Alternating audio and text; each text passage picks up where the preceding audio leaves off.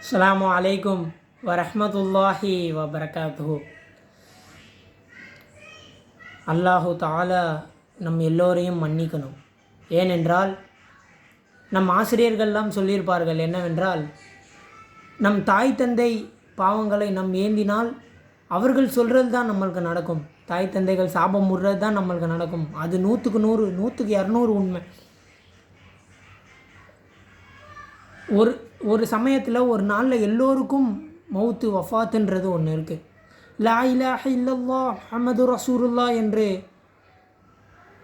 அந்த வஃபாத்தை நெருங்கக்கூடிய நேரத்தில் நம்ம இந்த கலிமா ஓதுனோம்னா அல்லாஹ் நம்மளை ஏற்றுக்கொள்வான் என்று ஹதீஸ்லேயும் குர்ஆன்லேயும் சொல்லப்பட்டிருக்கு.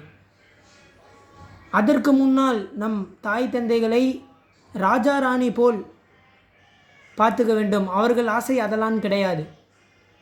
நம் தாய் தந்தைகளை 3 வேளைக்கு சாப்பாடு போட்டு அவர்களை பார்த்துக்கிறதுக்கு தான் அவர்களுடைய ஆசையை தவிர, நம்ம இப்போவே ஒரு மைண்டில் செட் பண்ணிக்கணும். நம் தாய் தந்தைகளை கடைசி வரைக்கும் ராஜா ராணி அளவுக்கு பார்த்துக்கொள்வேன் என்று நீங்கள் சபதம் எடுங்கள். அல்லாஹ் கிட்ட துவா கேளுங்கள். அல்லாஹ் அதை கண்டிப்பாக நடத்தி வைப்பான். இன்ஷா அல்லாஹ். செய்வோமா? இன்ஷா அல்லாஹ். எதை கேட்டுமோ எதை சொன்னமோ அதன்படி அல்லாஹ் ரஹ்மத் செய்வானாக.